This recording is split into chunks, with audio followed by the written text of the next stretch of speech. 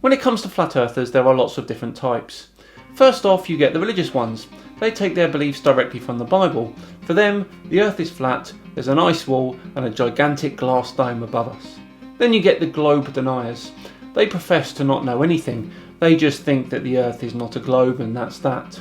And now and again you come across the model makers. They invest time and effort into constructing not only models of our earth, but also our universe.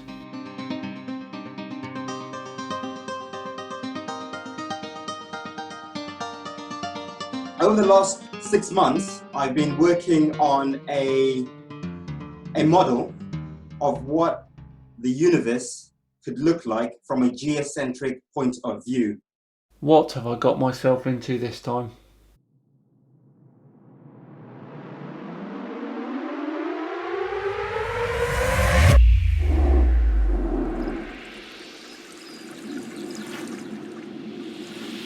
Hello all and welcome to another Flat Earth Friday with me, Simon Dan. Yes, that opening clip was from YouTube channel Flat Earth Universe, otherwise known as Flat Earther Martin Kenny. This man has appeared on UK morning TV twice, once with his fellow Flat Earthers and once by himself. He's also been interviewed by this guy. Apparently he's a big thing on YouTube. So when he came forward to say that he constructed not only a model of his flat earth but also the universe, I simply had to have a look. Obviously, we've got the mainstream point of view, which is obviously very wrong in many ways, and possibly right in other ways as well, which I'm going to try and prove today. So mainstream science is wrong in some ways but correct in others. This is a classic flat earther tactic. Nathan Oakley is famous for it, saying something that he believes in, such as the second law of thermodynamics, and trying to prove that you can't have a pressurised system next to a vacuum using that scientific law, which he says is true, but the others aren't. They literally cherry pick the science that they're going to believe in. But the ancients, quite obviously, knew a lot more than we know today about these truths.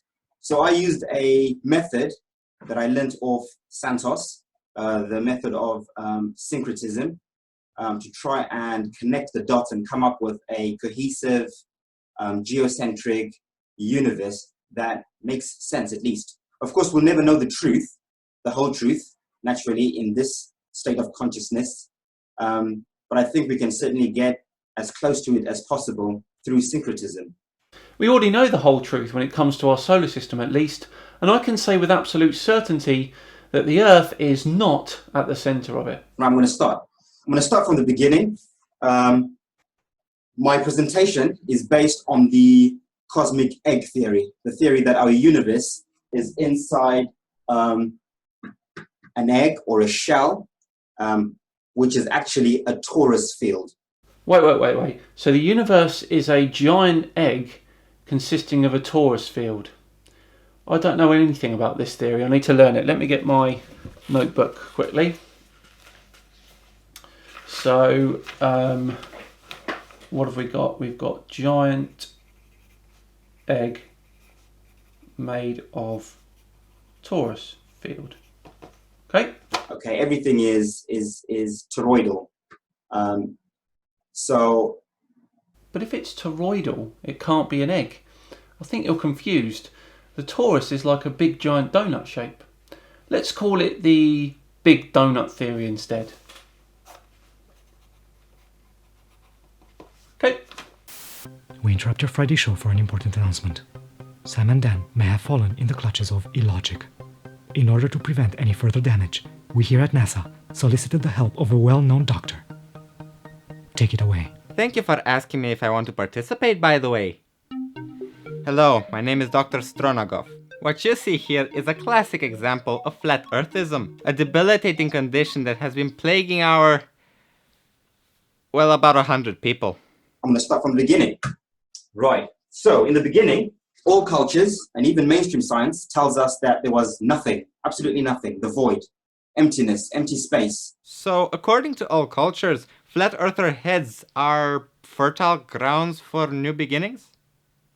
Food for thought. Today, science calls it infinite space, time, and matter.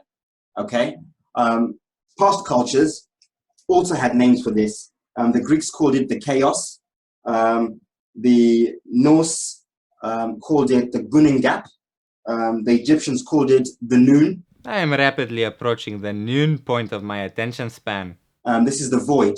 This is everything and nothingness. Okay, so first off we have nothingness. Brilliant. Next. Careful, Simon, Dan. The logic is strong with this one. At some point, this void decided to separate a part of itself to create and experience life outside itself, because it can. Because it can. I'm sure the ancient Egyptians used this exact phrase when describing Genesis. This is the nature of infinite potential, to use that potential. And the first creation, from our point of view, was what we know as the Holy Trinity, okay, which I've drawn there as the, you can see the Vesica Piscis there, you can see the flower of life. The flower of life has been considered throughout the ages as a part of sacred geometry. A very interesting blend between science and esotericism. If you wish to expand your knowledge, I suggest you look it up. It's pretty interesting. But it has zero relevance with flat earth theories. This is the first form of creation in our universe. Mainstream science today calls this the point of singularity or the great attractor. It's the same thing. Religion would call it the Father, the Son, the Holy Spirit, protons, neutrons, electrons. Burger, chips, and a Coke. Extra onions on the burger, please. Many cultures called it different things. You'll find that the gods or the creators in all cultures always are in threes. They're always in threes. So 3 is the magic number of creation. 3 things were made. Okay, got you so far? So these are the building blocks of life. I prefer to call it electromagnetic pulses of sine wave or frequency. I like how it's his preferred way of calling it, even though he has to read it off the paper to remember it. Which is basically a star. This is the first star. This is God, the creator. We are all stars. Everything is atum, as Santos always says. Everything's a star. It's all the same thing. We are stars. The sun that we look up at, in the sky is a star. The stars in the firmament are stars. God is a star. Creation is a star. Everything is a star. Twinkle, twinkle, little star, everything's a f***ing star. This is starting to get quite complex. The first order of business was to create a home. Now we're getting somewhere. Or a hub or a shell where it would experience life separate from the whole. So obviously, remember, this Holy Trinity is still in the void. It's still in the infinite potential, but it needs to have its own world in order to create and experience life. Right, I've had enough of this theory. I want to see the model. I'm going to skip on a bit and see what we can see. Which is basically... Careful of your model, man. I've been waiting for this. This is the Ben. This is the earth, but this is the top half. So if you imagine this at the top, there's also a bottom bit, an upside down pyramid. Right, hang on. So we're in a giant donut and the earth is a disc, and underneath that disc is a pyramid that's upside down, and we're all in the middle of that donut. No more. Very good, Simon Dan. You're back with us. And that is sitting on the great deep, on the waters below.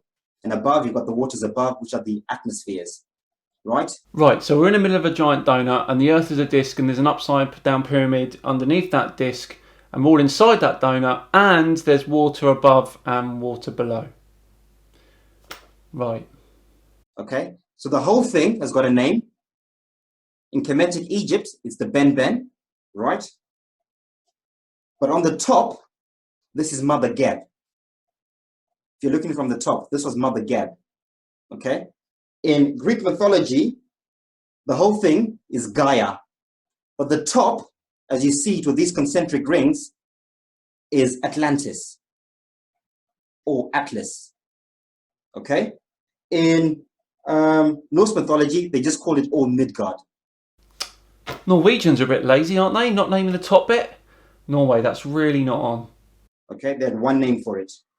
in Vedic cosmology or in Vedic scripts, they call the whole thing the Burloka. But the top is the Bhumandala.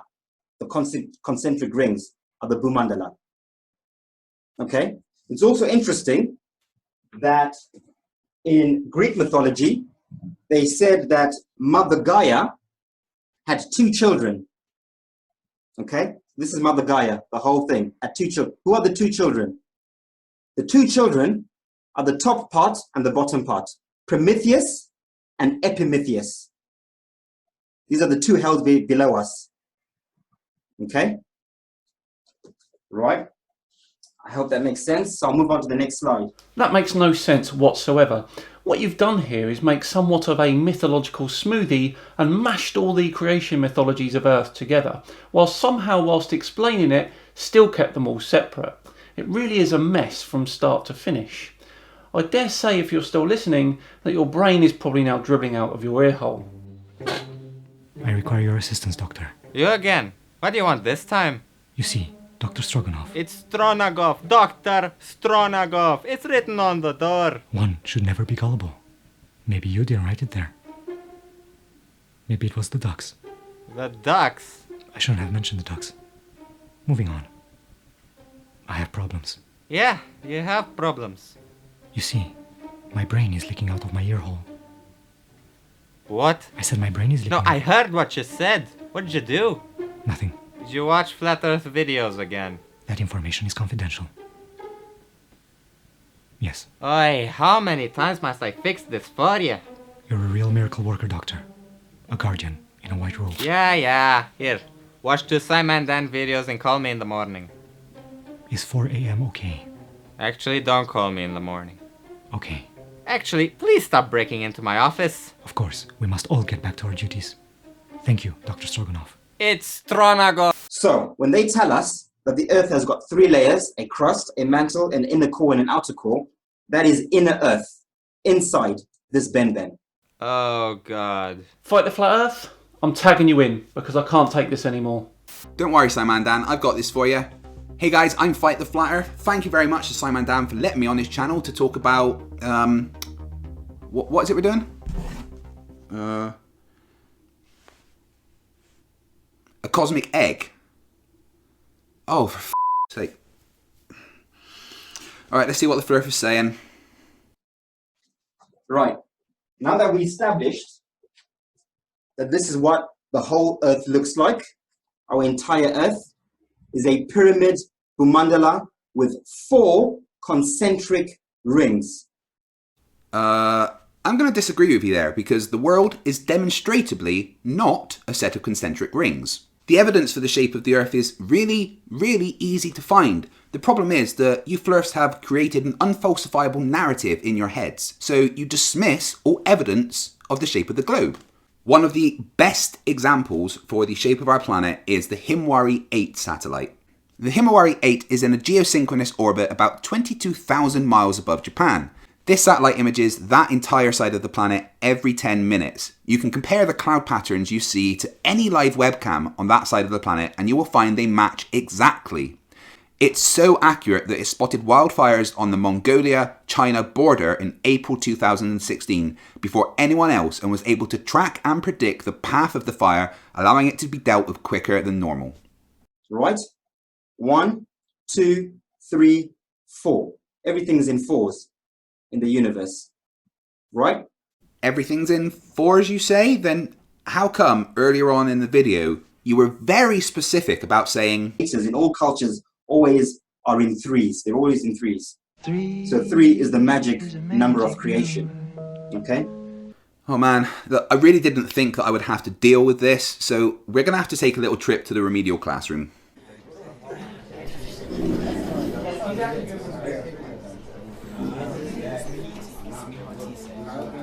Right class, settle down. I said settle down. Mr. Pratt, why are you not wearing any trousers? So you're telling me that you haven't learnt to dress yourself yet and there was no one there to do it for you this morning? Please go and see Lost and Found. Anyway, class, I know that maths isn't your strong suit, but If you pay real close attention to this, we should be able to understand. Are you ready? 4 is a bigger number than 3. There is a mountain range separating us from the worlds at the center, from Eden, from Shambhala, Hyperborea, okay? And outside, they've got their own wall separating from this. This last one is got the greatest one. It's called the Loka Mountains in Vedic scriptures. These are the Loka Mountains, the great mountains, right? And these are the last mountains before the torus field, the cosmic egg. Is this guy for real? Am I hallucinating? So beyond this, there is no land. It's the cosmic egg blocking us out from the void outside, right? Okay, so Simon Dan, you really were not kidding about that egg thing, huh? Wow. Just wow. So there's a torus field around this outer world. There's a torus field around this one. There's a torus field around that one. And there's a torus field at the center, okay? And what that would look like, essentially,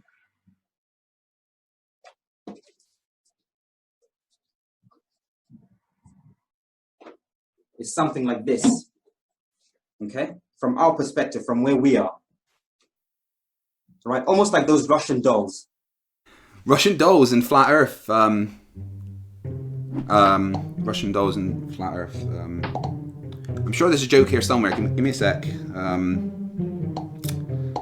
I'll tell you what, we might come back to this. Just carry on. Right. So there's one at the center, a torus field like that. There's one on the outside, on the outer worlds, a bigger one. Then there's a bigger one on the outside. Right. Now, I noticed something very interesting about this. These toroidal fields, right, are probably oblate spheroids in shape. So when mainstream science and NASA says the Earth is an oblate spheroid, this is what they're telling us. They're kind of telling us a half-truth, right? Which is why they can blatantly lie with a straight face. Nothing. Because they know they're usurping the truth.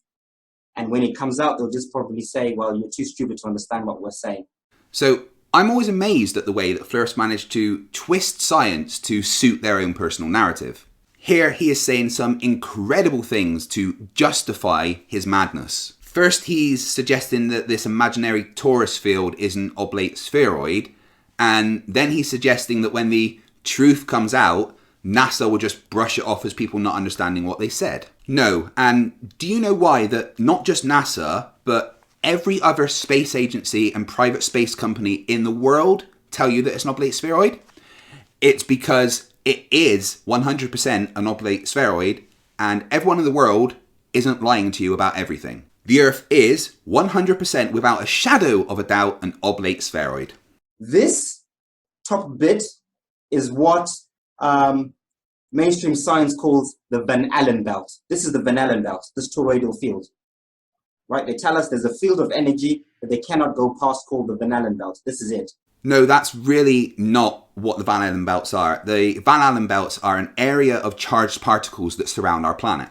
These belts are caused by particles from solar wind becoming trapped within the layers of Earth's magnetic field. The belt traps energetic particles like protons and neutrons, and to a lesser extent, less energetic nuclei like alpha particles. A lot of flirts jump on the misunderstanding of the Van Allen belts and use it as proof of the flat Earth because we can't get past the Van Allen belt, so therefore we never went to space, blah, blah, blah, blah, blah. There is a reason we find it harder to get past the Van Allen belt safely now than we did in the 60s and 70s. In the 60s and 70s, the technology wasn't as digital as it is now. There was much more analog things. Transistors and resistors were more susceptible to the radiation from the Van Allen belts. Basically, the advances in technology means we have to take more steps to protect the people and the equipment that we send to space. By the way, they also tell us that there are 5 Van Allen belts in the universe. Now, this is something I've never heard before. 5 Van Allen belts throughout the universe? I'd love to know where you got this information because I literally couldn't find anything on Google or Bing, Ask Jeeves, any of them. The Van Allen belts consist of 2 layers between 400 and 36,000 miles up. They also tell us that our universe is covered with cosmic background microwave radiation, which is basically a torus field. So they're telling us that the whole universe is inside a torus field. cosmic background radiation, electromagnetism. So again, they're telling us the truths, but in a twisted way so that we don't figure out exactly what it is. Okay? So that is what it would look like from our perspective. Again, with the twisting science to suit your narrative, the cosmic microwave background radiation is literally the remnants of the beginning of our universe. It's had many experiments conducted on it, and we've launched satellites to space literally just to monitor it. Over the course of 9 years, thanks to the discovery of the cosmic microwave background radiation, we've been able to image the entire visible universe. So in conclusion, the Earth's not flat. The universe isn't an egg. Please stop saying such idiotic things. It makes me sad to know that there's this much stupidity in the world. Thanks again, Simon Dan. Back to you. Thanks for that, buddy. Excellent job. I think I've recovered enough now to continue. Well, my job here is done. I'll go change the lock on my office door. So I'll try and put this together so you can kind of see what it looks like inside the egg. Okay?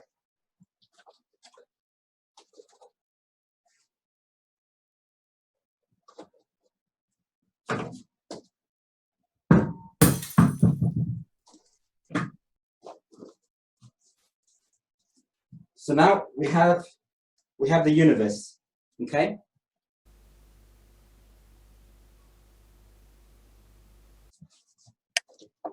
And here it is, okay? That's the top of the Bhumandala. And this is the top half of all the torus fields. Of course, they run through the bottom as well, with the different suns and moons revolving around these torus fields in each of the lands. So, when NASA says they're going to Mars, and they plan to go to Mars, they are telling the truth. Mars are these outside lands, the outer lands, where Mars is the sun. Oh yes, that wonderful object Mars, which has an average surface temperature of minus 60 degrees, is a sun. I can honestly say that this project is the biggest waste of time I've ever seen. What a load of old shit. I'm done with this. I can't. Turn off the camera. Come on. I can't do this anymore. And where's my latte? I'm losing the will here, mate. I'll just cut. Right. Yeah. Okay.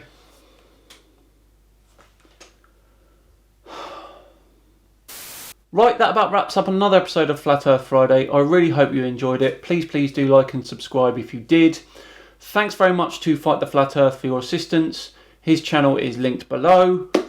I've been Simon Dan, and I'll see you all on Tuesday, where we'll be talking tree stumps. Till then.